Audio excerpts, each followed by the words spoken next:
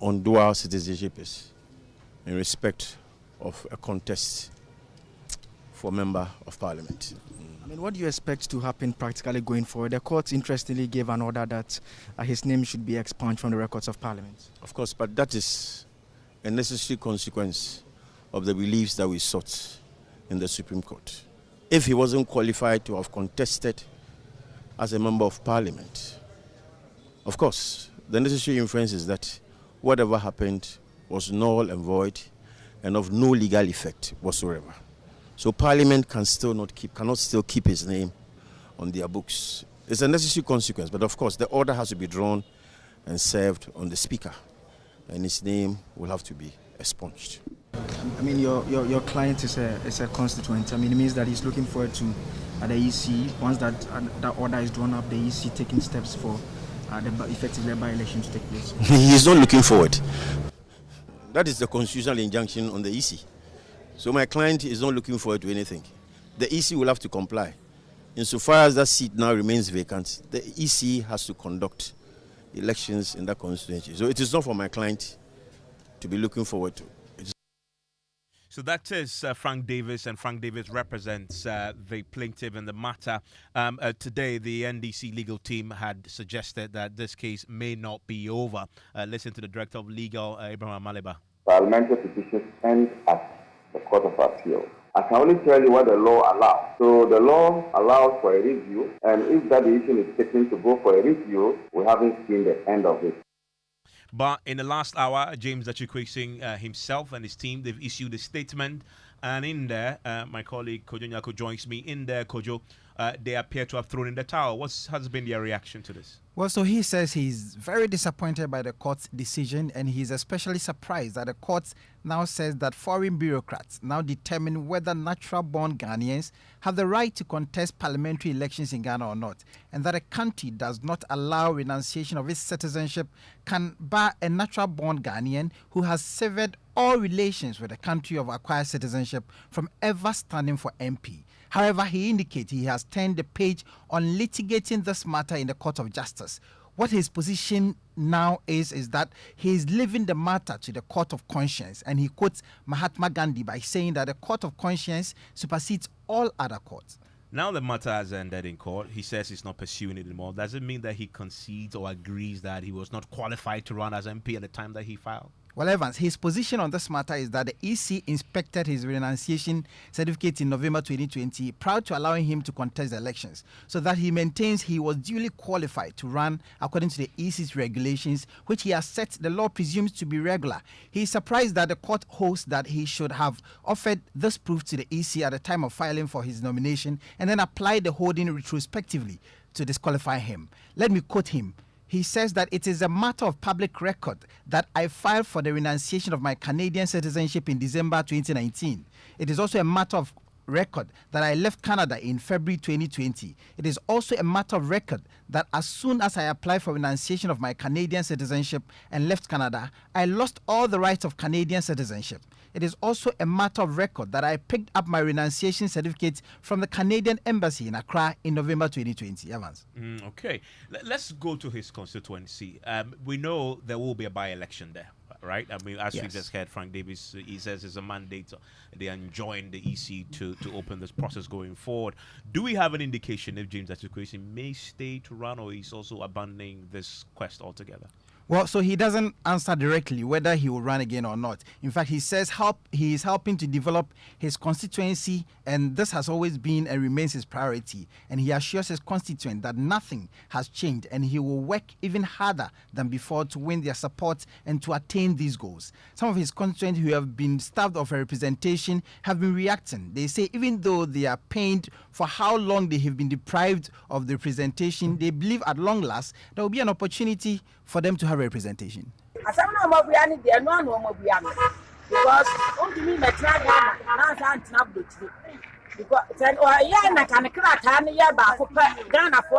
the matter has been decided fairly because you can't stay in Ghana and continue to stay abroad. If he was only a Ghanaian citizen, there wouldn't have been any matter. It's just because he had dual citizenship. Next time, if you are doing something, do it well. so you don't get caught up with the law. The person that petitioned the court has done no wrong. Next time, if you are abroad and you want to contest, make sure you have the required documents. Next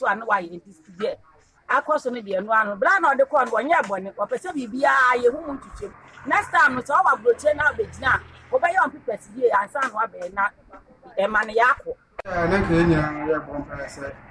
I say no. The Apmapa and the Ato about a year. We wanted a representation in Parliament, but after electing the MP, there were questions.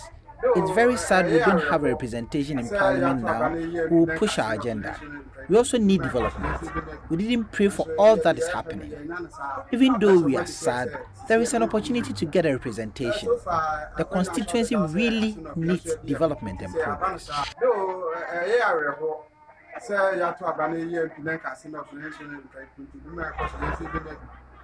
Well, some constituents there, and in the last few minutes also, we go to Parliament now where his colleagues there have been reacting. The leadership of the NDC minority have issued a statement. My colleague Samuel Mbura is with me in the studio right now with details of that. Samuel, what is the position of his colleagues in Parliament? Evans, the minority in Parliament is placing it on record that as at the time of his election, Honorable James Jachikwesin was not a dual citizen, neither was he a dual citizen as at the time he took the oath of office as a member of Parliament. According to the minority, the intention of the framers of Ghana's constitution is not to allow a dual citizen to perform the functions of a member of Parliament. It is therefore baffling that the Supreme Court could direct the removal from Parliament of such a person who has been duly elected as a member of Parliament. It concludes the statement by saying that while we are yet to study the reasoning of the court in making its decision, it appears to be a slap in the face of our democracy and the rule of law. We shall inform the public of our position upon reviewing the reasoning of the court in arriving at its decision. We urge our rank and file to be calm while we pursue all legal avenues to ensure that justice is served. And this was signed by the minority leader, Dr. Atto Forson. Okay, thank you very much. And that's the view from Parliament. I want to bring in the NDC's Director of Legal, Abraham Maliba himself, joins us on the line right now. Abraham, I'm grateful that you could join me. I know this has been a pretty busy day for you, but thankful that you could stay with us for a while. We have James Achikwesi himself issuing a statement, and I want to read to you a part about whether or not he intends to pursue this matter further on appeal. He says, quote, I have turned the page on litigating this matter in the courts of justice. I leave the matter to the court of conscience. And then he goes on to quote Gandhi. Is this a position that the party has endorsed also? Well, this is his position. And the person who is at the center of the controversy, and if he comes with such a statement, I'm sure the party would reckon with that. The party would be thinking of preparing for the by-elections if you have such a statement coming from the Member of Parliament himself or the former Member of Parliament. And so, for me, what is mind-boggling is in consonance with earlier decisions of the Supreme Court in G.H. Mensah, in Baba Jamal and Apawu, where it was stated that the Supreme Court would not interfere with matters of election petitions coming from parliamentary elections. And so I want to know and see from the reasoning or the judgment, how come the Supreme Court took charge of this matter when in those earlier cases it was clear that the Supreme Court said that it wasn't going to interfere in parliamentary petitions. I need to ask you this. I know now the EC will have to trigger the processes for a by-election. Is Jachikwesin qualified if he wants to stand? More than qualified, indeed. If not because of the interpretation of the Supreme Court, that is to the effect that at the time of nomination, if the Supreme Court had interpreted it the way we sought to interpret, which is at the time of elections, he would have been qualified. So in 2019, October, when nominations were opened, he had picked the form and the nomination form, but the Supreme Court indicated that he hadn't renounced his citizenship.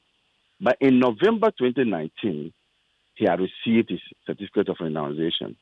So from 2019 till date, he's not under any disability, he's not incumbent, and that if elections are held tomorrow, he could take part. That offers some clarity as far as this is concerned. Thankfully, your colleague on the other side, Frank Davis, who represented the plaintiff in the matter, joins us now also with thoughts on this case that had just been settled. He's the chairman of the Constitution and Legal Committee of the MPP. Mr. Davis, thanks for your time.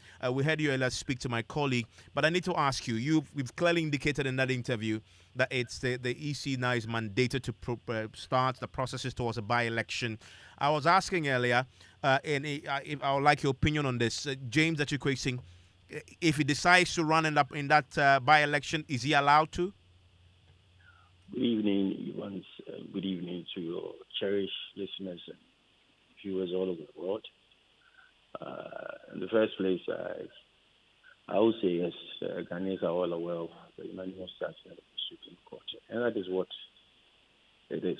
I'll respond shortly to some of the things that my good friend Amaliba has just said. But as to your pointed question, I mean whether I think that he is eligible to stand. I mean, I'm not in the position to answer that question. He has lawyers, I mean, because he was represented in court by a very seasoned and senior lawyer. He should be in a position to advise him on his eligibility going forward. So I don't want to stray into those areas. I'm only concerned and interested in what happened this morning. It's been a long road. The judgment has been handed, and that is the decision of the Apex Court of the land, the Supreme Court. He wasn't eligible. That was all. And these matters being referred to by my good friend Amaliba, or J.H. Mensah, and Baba Jamal and all that. With great respect to Amaliba. With very great respect to Amaliba. I think sometimes we should not be doing these things on radio. These matters were all considered. These are very senior. Kachikata is senior to all of us. He raised all these matters. And the court has decided on the matter. So I don't understand why my other friend wants to go back on these matters. You should take time and read those judgments carefully. And then he can understand the import of the writ we issued to invoke the original jurisdiction of the Supreme Court. You see, there's always a misunderstanding. And if you take time and read case law, you can easily make the distinctions. We didn't go to the Supreme Court with an election petition. So my good friend Amali, but you read the release was equal. We only went for a constitutional interpretation of Article 94(2)(a). And that was the trust of the appeal to the Court of Appeal after the judgment in the High Court. The main plank of the appeal was for an interpretation of Article 94(2)(a), because it is Article 94(1) that has received a judicial endorsement by the Supreme Court in the case of Ezanato, Ashite, the Republic of the ex-party Ezanato. That is what has received judicial pronouncement by the Supreme Court, and that was on Article 94(1). But Article 94(1) and Article 94(2)(a), the language is the same. So we wanted to put this matter finally to rest.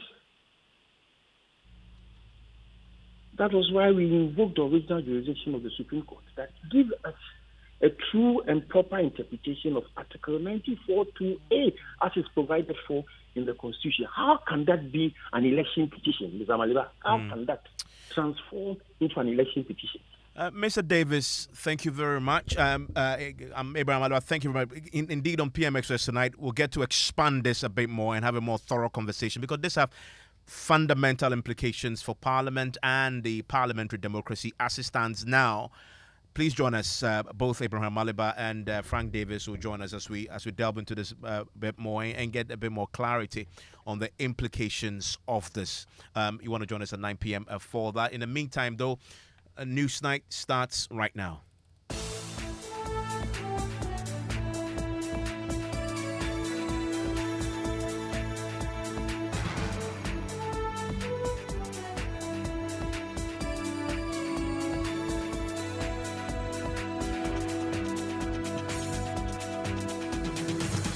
And on Newsnight, the breaking news in the last hour or so, the International Monetary Fund finally approving Ghana's request for a $3 billion bailout.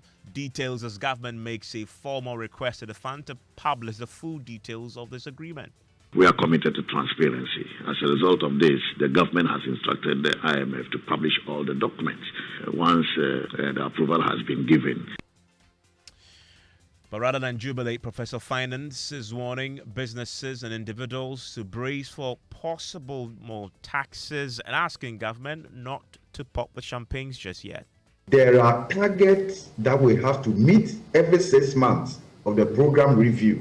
Part of the target may include increasing our tax to GDP revenue, tax to GDP ratio.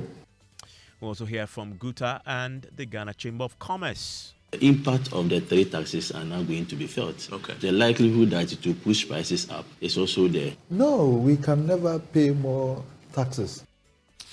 Well, Guta and the Ghana Chamber of Commerce are also looking forward to the benefits accruing from this approval, as they indicate that many of their members have been waiting to invest more in the economy after the approval.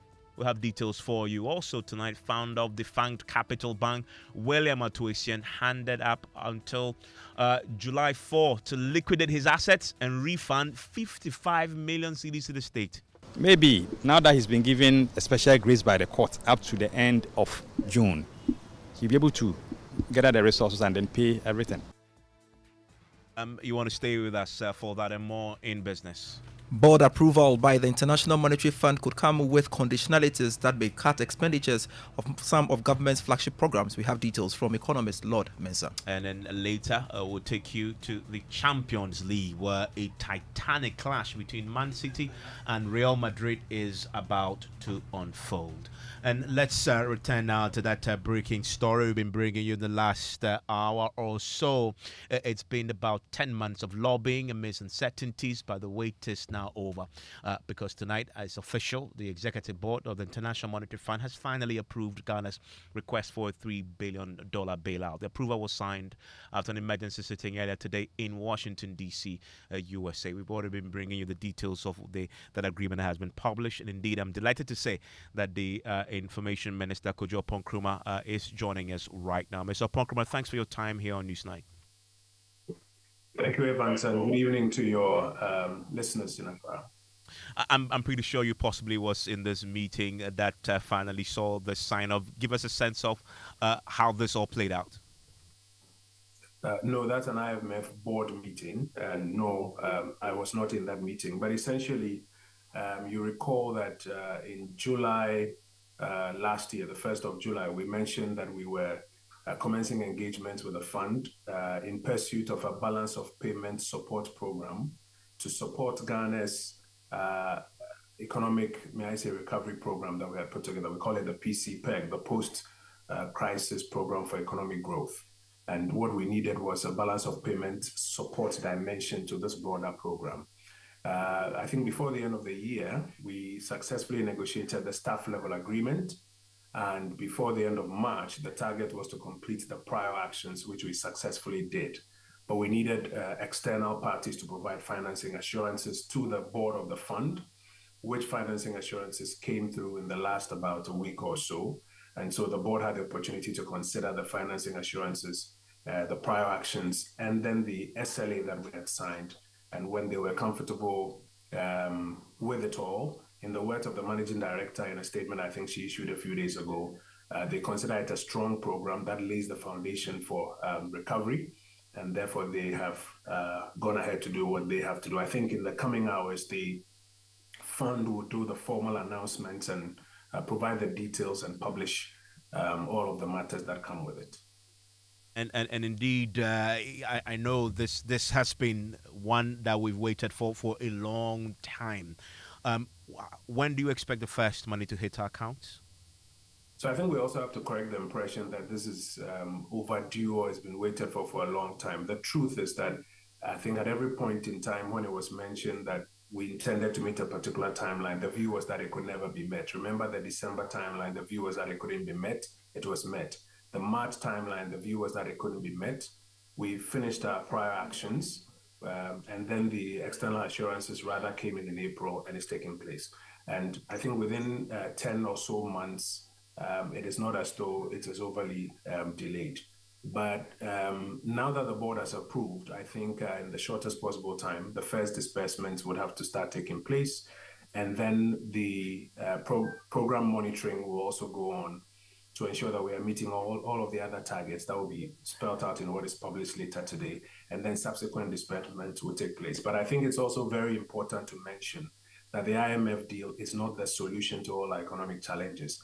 As we said in July last year, it is one of the pillars that are required to function for the entire economic recovery program or the PC PEG to take place. And there's a lot more that all of us need to do as an economy to ensure that that recovery comes through. And that balance of payment support that the government so critically needed for the primary reason why you went, that definitely receives a boost now. It does. It ensures that we get the Forex in to shore up our Forex reserves at a time when we don't have access to the international capital markets. And then once that is handled, you are sure that the medium-term stability of the currency and the fiscal prudence that comes with the necessary conditionalities with an IMF deal come through. But on the real sector side, where you want to get the economy expanding and creating jobs on the cost of living side, those are things that I think have already started. They are within the ambit of the government of Ghana and the people of Ghana, and we all have to do a lot more in that space.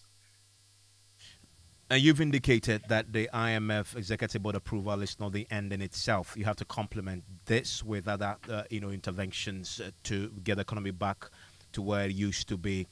Many hold the view the real work begins now, because after your first tranche, you will now have to meet all these milestones to trigger subsequent disbursement.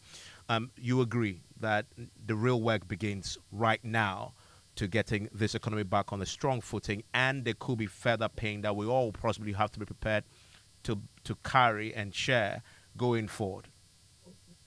The work that needs to be done to get the economy back to its levels of about 2017 to 2019 go way beyond the IMF extended credit facility. As we have said over and over again, from the 1st of July 2022, we have an enhanced domestic program, which we call the PC PEG. It's a bigger program. The IMF balance of payment support only provides some external liquidity, some hard currency, and of course some fiscal measures that come along with that as part of this bigger program. But the part of the program that requires to work on growing the real sector of the economy so that people get jobs and incomes, the part of the program that requires us to bring down cost of living, they are not items that are exactly within the IMF program. The IMF program is a good idea because it provides some external resources, but there's a lot more that we need to do, and the work starts now. Do you have any clarity yet what the possible conditions for triggering subsequent disbursements down the line, all based on assessments? Do we have any indication yet what these might be? Those have already been agreed in the various negotiation points at the technical level, and later today or in the coming days, the fund will do the formal publishing of the details of all of those. So I won't take the wind out of their sail. But if you take a cue from the 2023 budget that was read in November, some of the key things that must be done, as we kept saying over and over again, had already been agreed and outlined in that budget. And some of them have already been achieved. The domestic debt exchange program, the signing up of 0% financing from the central bank, and a few other things. They have already been included in the 2023 budget that was laid in November 2022. but the timelines and what benchmark is being measured for what sort of assessment, all of those will come in the documents published subsequently. Should we expect more revenue handles down the line, taxes directly? Two key things I'll say. The key revenue measures that we envisage have already been passed. That's what we went back to Parliament to do. It's already been passed, but they have to perform. We all have to do our bit to ensure that the targets that were set for those revenue handles are met. Once those targets are met, that means that the tax to GDP ratio thresholds that you are looking for are being met. Then you are comfortable that you are performing along the program KPIs. That is what all of us need to look to. And if you can confirm a few quick timelines for me, the expectation was that this Friday you expect $300 million to hit our accounts, and then Monday an additional $300 million, making $600 million in total. Is that what it is? I think we'll leave all of those for the fund publications, and I think even later today, possibly a press conference from Washington would make those details available. Mr. Ponkruma, thank you very much. And that's Information Minister Kojo Ponkruma. I want to bring in right now Professor Godfred Bokping. He is an economist and joins us on the telephone line right now. Prof, thank you for your time. So, it's finally here. It's official. The Executive Board has given the approval. You had said to me yesterday when we were anticipating this that, yes, it's good, but don't pop the champagnes yet. Do you still stand by that? And why do you think that is?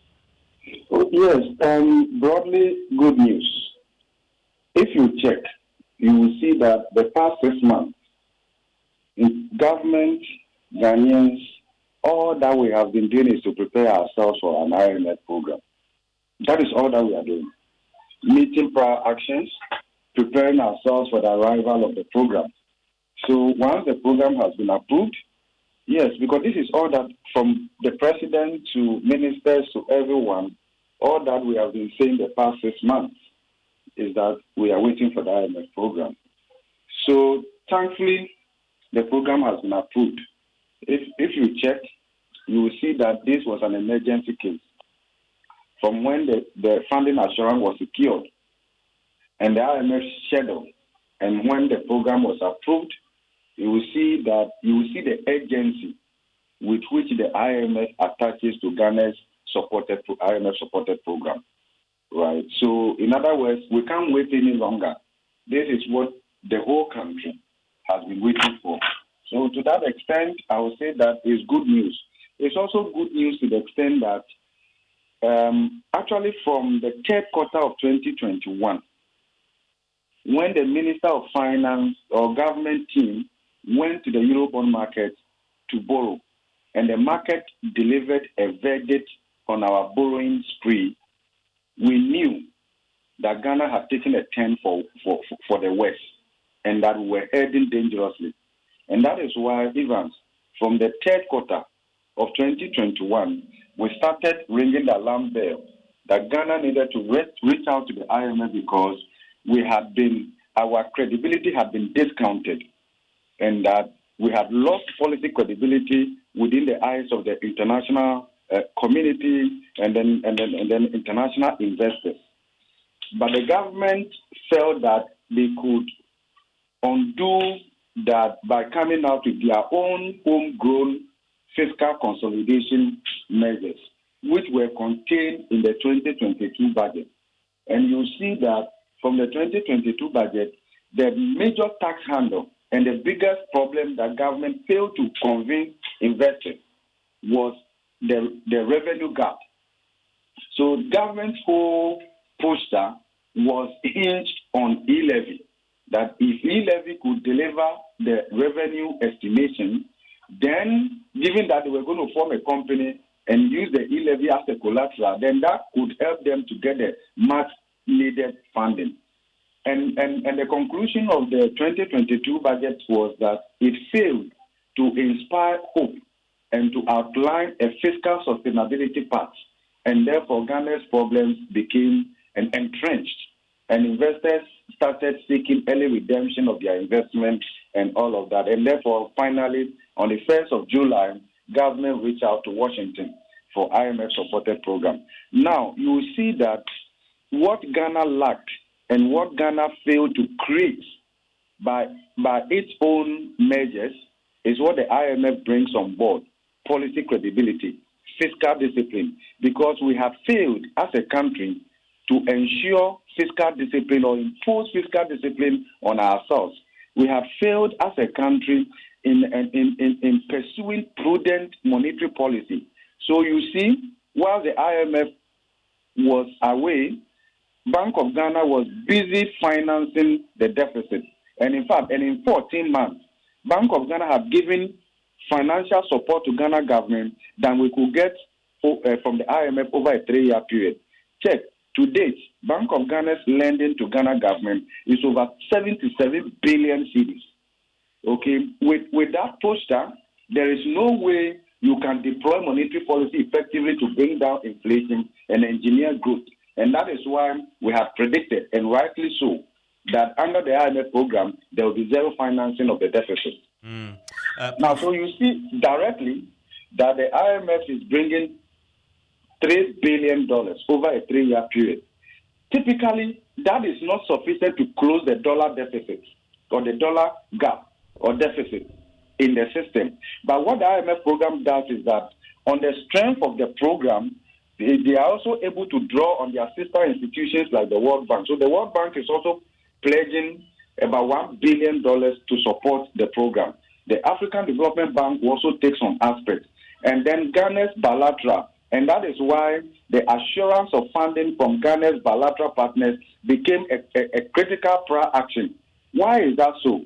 And I'm sure the Minister of Information just mentioned that a while ago, that given that Ghana had lost access to international markets, and also in the medium to the long-term end of the market, we've been priced out, the only way that we could finance the gap, and the gap in the 2023 budget alone is over $5 billion.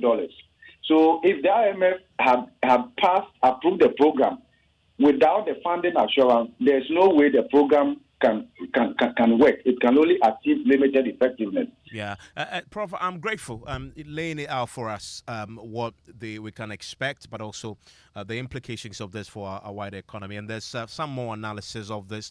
You can find it on myjoyonline.com. We've broken this down on PM Express yesterday. You can go onto My Joy Online and look at what the benefits are. As we've been looking at this, as you go onto My Joy Online for the details, you will find that already, even in the anticipation of the approval, some of the indicators are beginning to show a positive uptick there. And in fact, the business community, for example, the Chamber of Commerce and Industry and the Ghana Union Traders Association, both have already been talking about what they plan to do in terms of reducing prices if the gains have already been evident, i.e. the cedi strengthening against the dollar over the last few days, as we anticipated the executive board approval tonight. They're promising that they will be reducing prices if this is sustained. Listen to the two leaders of the two groups. Where there's sustainability. Okay. In fact, when we're able to sustain it, it's just a natural phenomenon that the cost of production will also go up. I mean, if there's a stability in the foreign exchange market and the cedi $1 is to, let's say, 6.7. Of course, if I'm importing, the duty that I will pay at the port will go down. Definitely, the price will also will be affected. Inflation will come down. Do not plan for price reduction. Price reduction is a sequence, a natural sequence. So when the exchange rate have gone down as we are expecting, and it stabilized for a longer period, then you see that it trickle down on the pricing. So it's not that when it goes up and down and all that, it becomes so confusing. Okay. So, but the market responds when it should respond. And that there is the president of the Ghana National Chamber of Commerce and Industry, Mark Bedu Abuaji, and also you had the president of GUTA also in that particular clip as well. So what's in this for you? Go to myjoyonline.com for details of that analysis and the breakdown of this.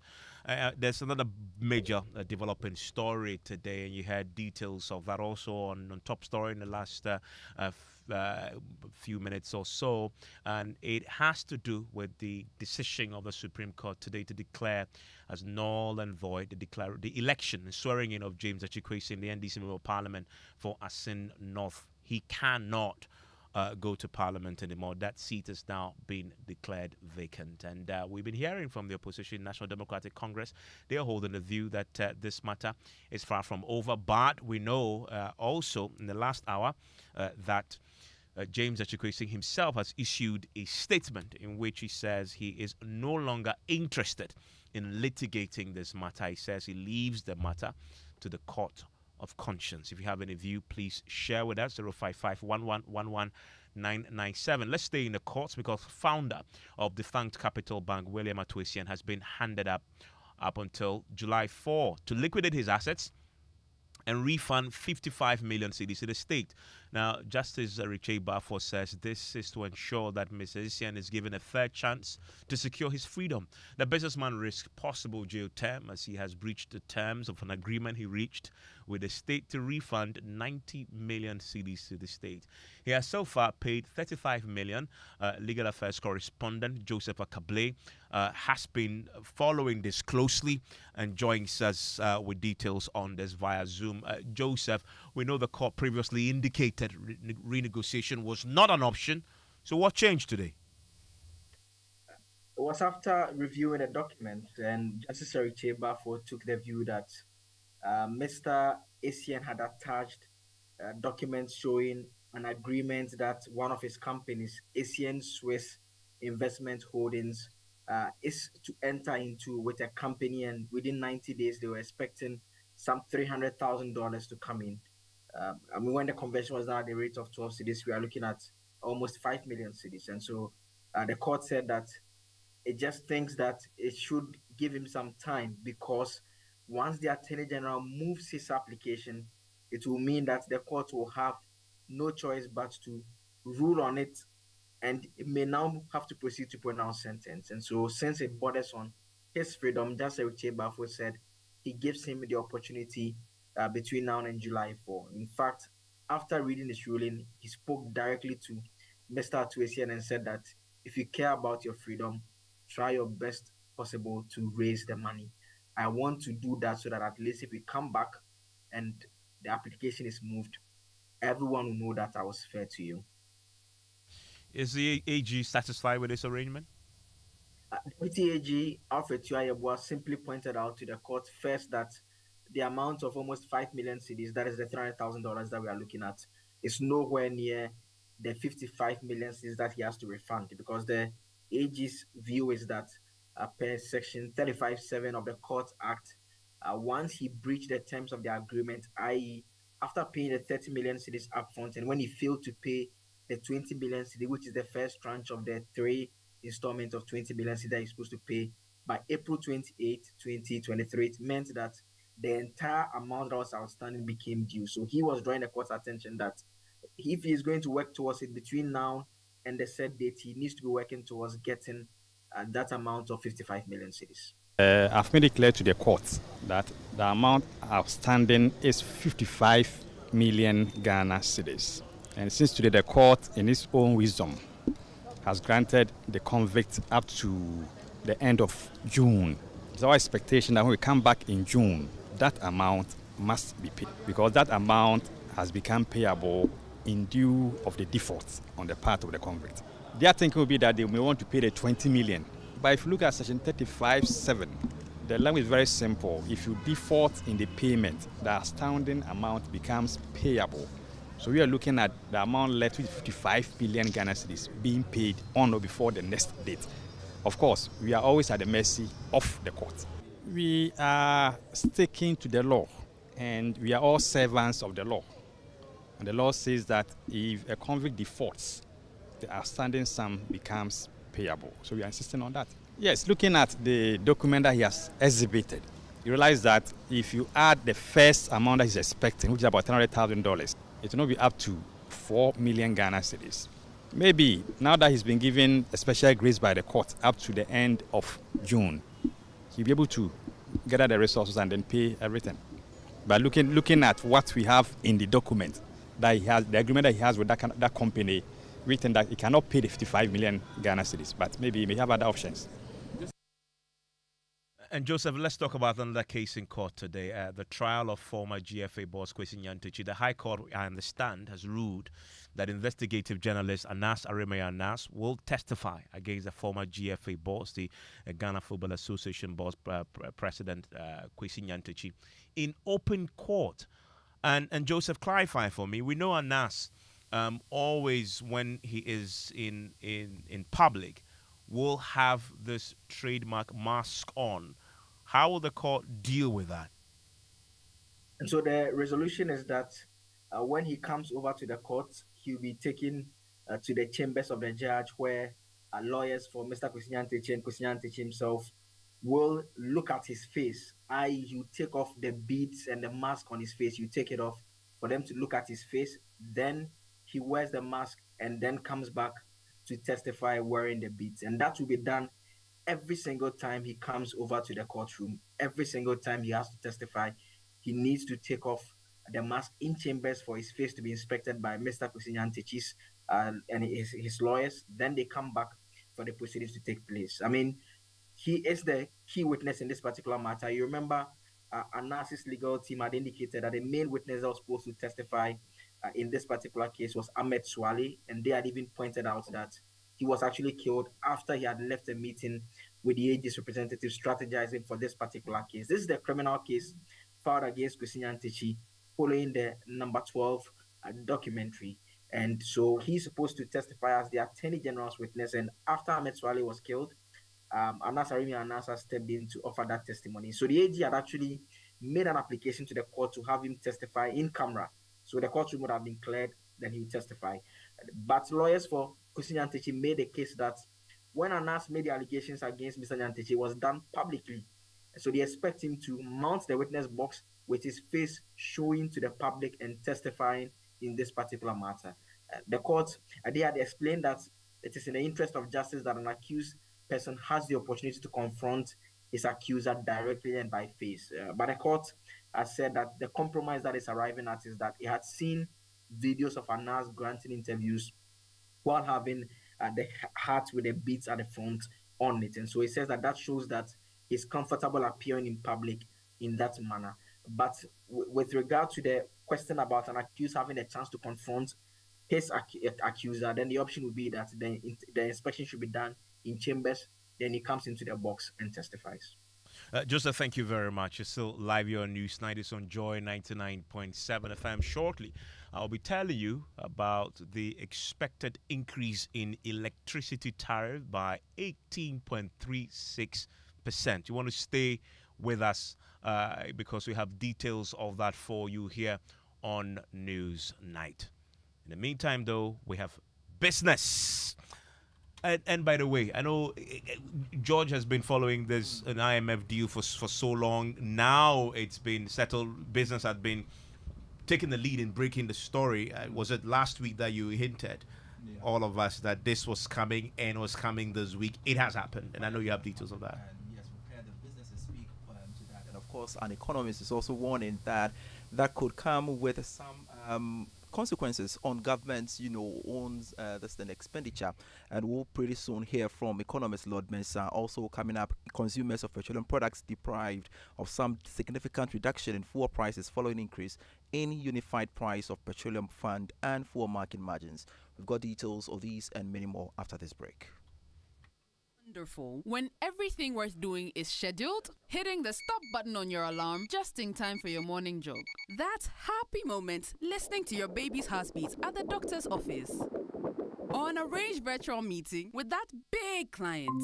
Buy airtime ahead of time with scheduled airtime service on MTN Momo. You can schedule your airtime purchase of any amount daily, weekly, or monthly by dialing *170# option 3 and follow the process. Or simply dial *170*311# for a superb airtime purchase experience. You enjoy 100% bonus airtime anytime you recharge yourself with MTN Momo. Keep on talking with that 100% feeling. So, What are we doing today? MTN.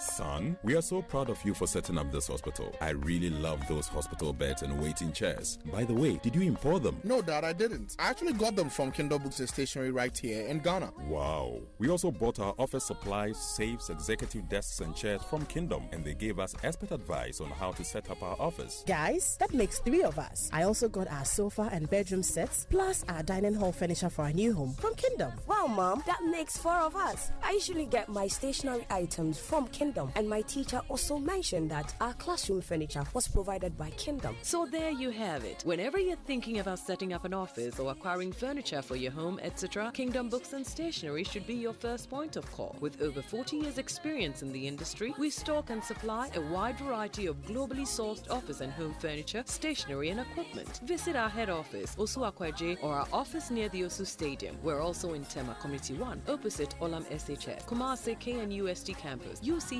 Cape Coast, and now at the Marina Mall, Airport City. Or call us 0302 764101, 764209, or 762792. Visit our website www.kingdomgh.com.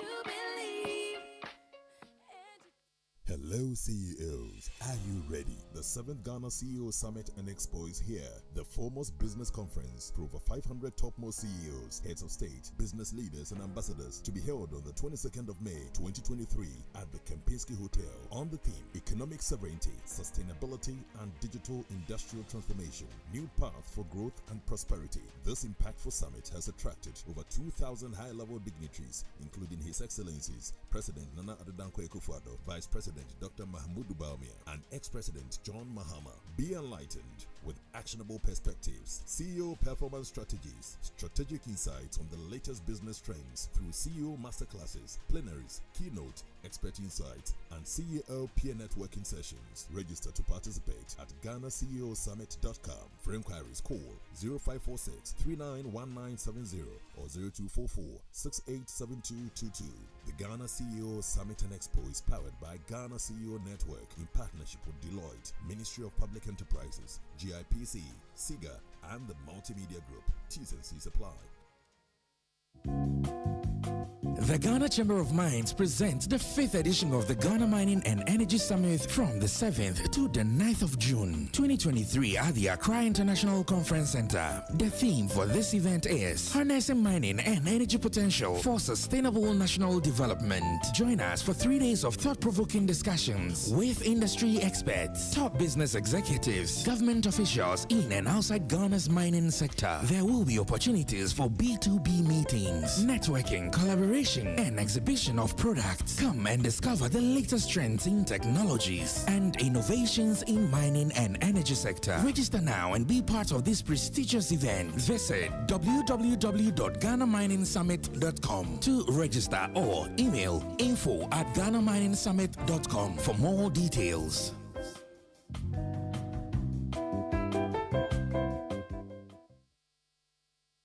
To the business news on Newsnight, brought to you by MTN Business. Welcome to the new world of business, Ghana Pay and Alliance Live. Economist Professor Lord Mensah stated that the board approval by the International Monetary Fund could commence a series of action that may see the government being asked to rationalize its expenditure. Speaking to Joy Business, Professor Mensah pointed out that some of government's flagship programs that are heavily subsidized may be affected.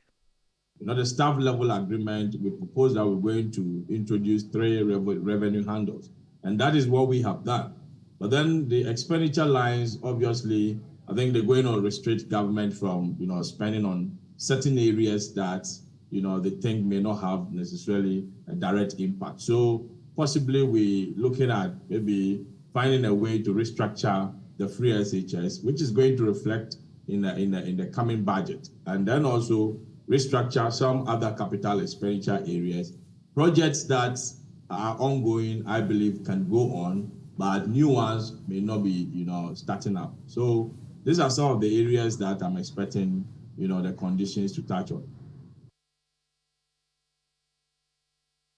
Mensah, a while longer on, the IMF and the Ghana cedi has begun gaining more grounds against the US dollar today following the approval of a $3 billion extended credit facility arrangement by the International Monetary Fund for Ghana.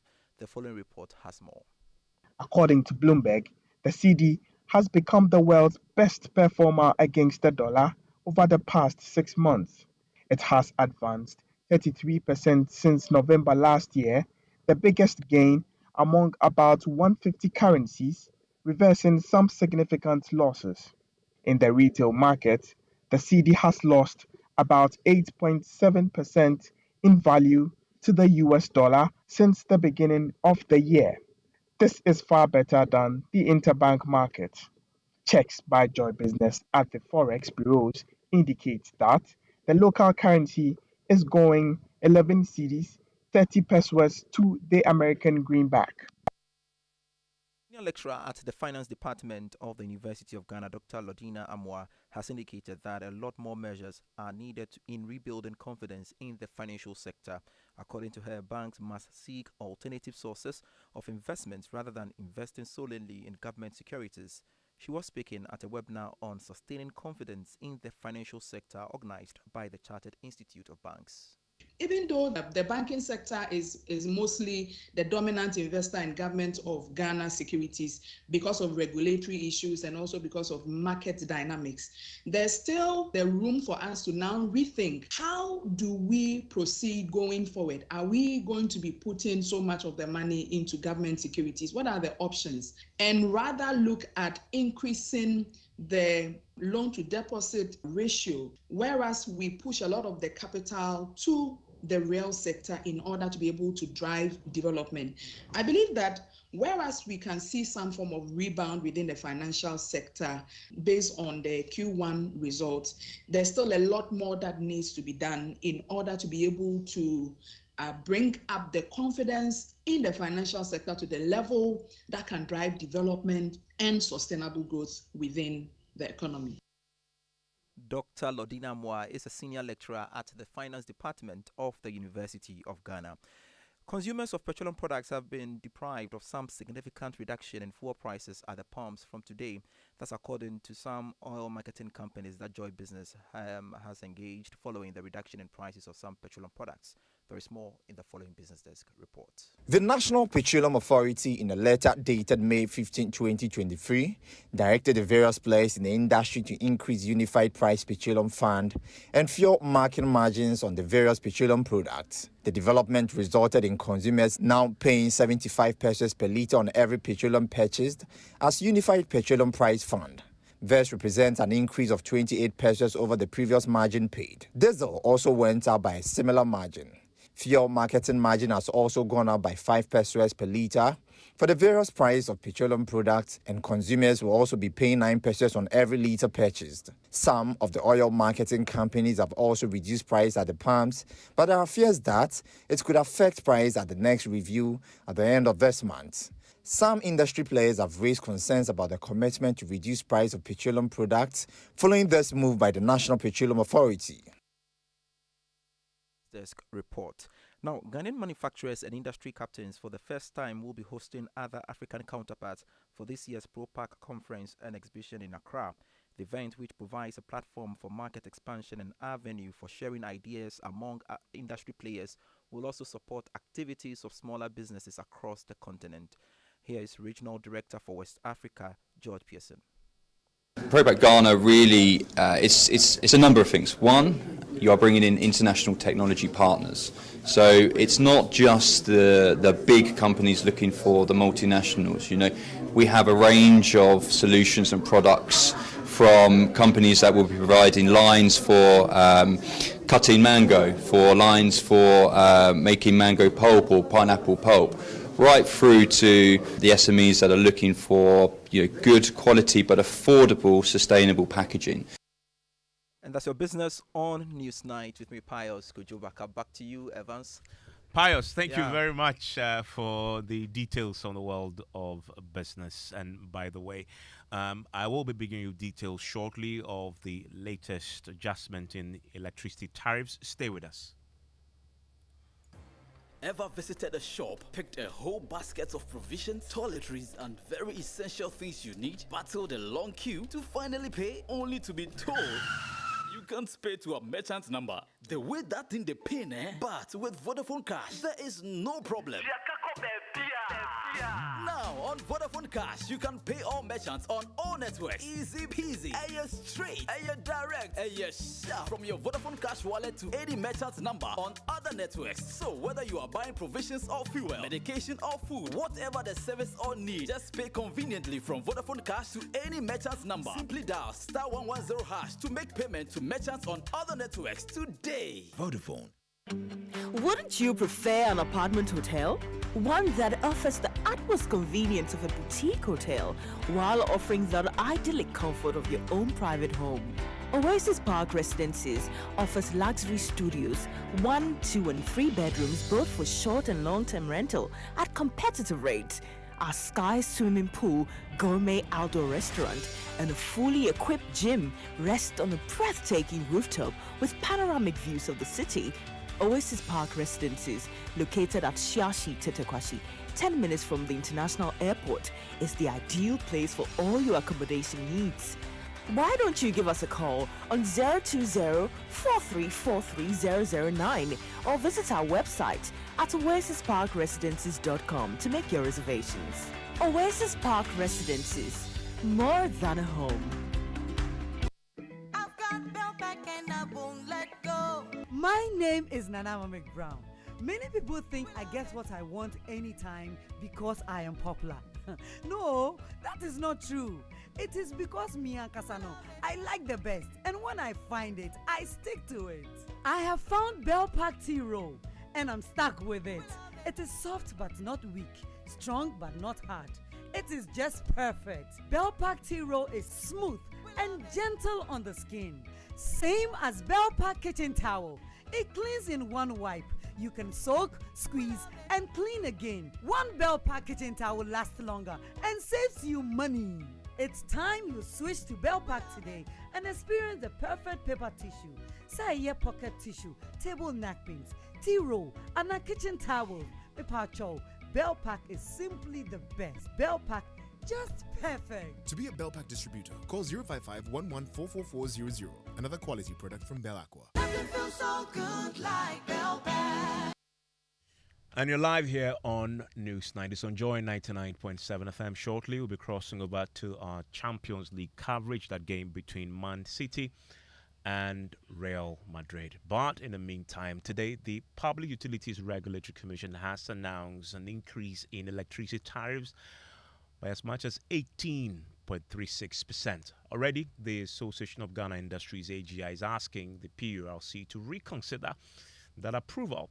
Listen to the Greater Accra chairman of the association, Chonam Akbalu.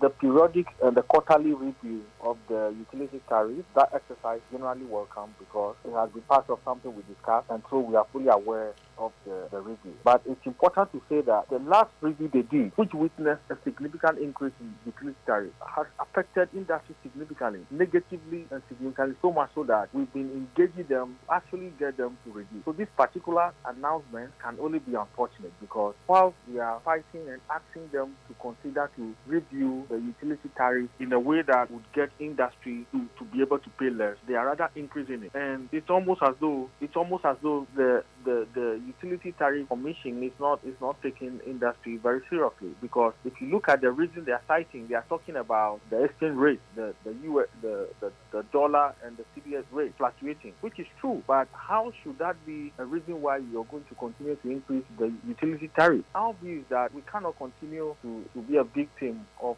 all of this. And that, by the way, is the reaction from the AGI. What about you? Many of you on the streets have been talking to us about the latest increase in electricity tariffs. Inflation of the cities and the dollars, and they are coming to add things like that. It's not making things easy. Because when they are coming with the MOMO, the e-levy and everything, it's making us angry because like we are not in our country, we are like tenants and the country is belonging to other people.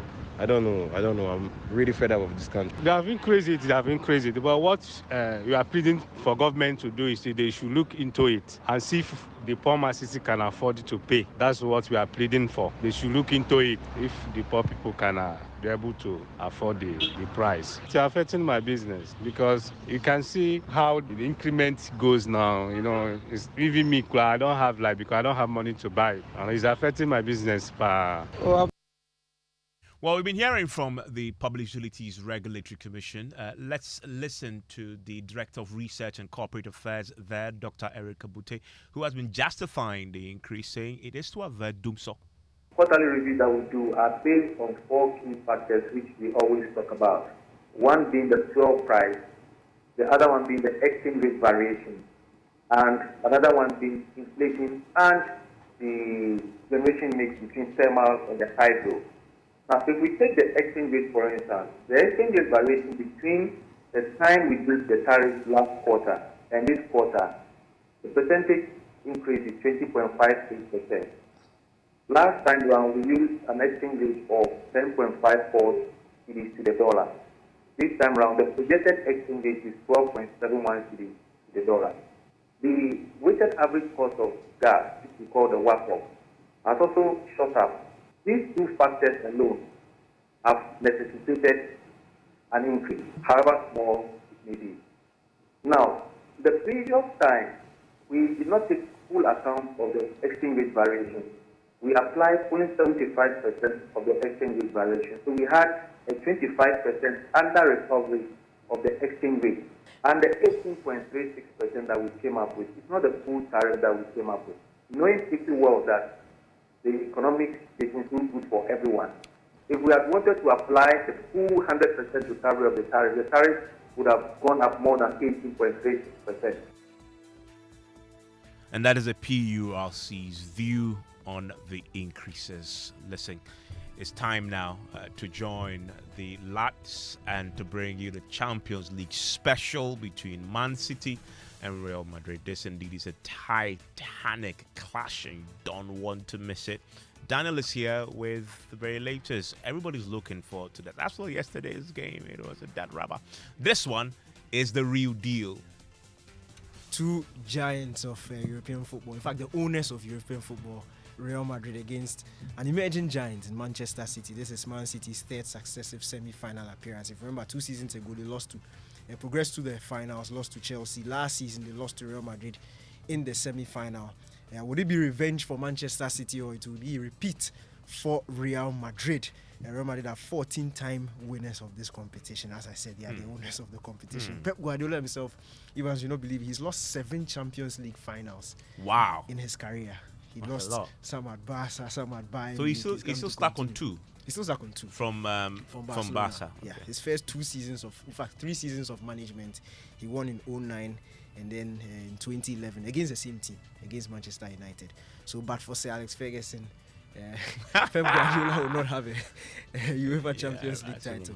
So it will be interesting. I will do live commentary here on Joy 99.7 FM, also analysis, and then it's going to be a big one. It's going to be titanic. We know the starting lineups have already started shocking some people. Rudiger has been dropped for Real Madrid after that fantastic performance in the first leg, sort of a surprise omission from Carlo Ancelotti. Eden Militao comes in his place.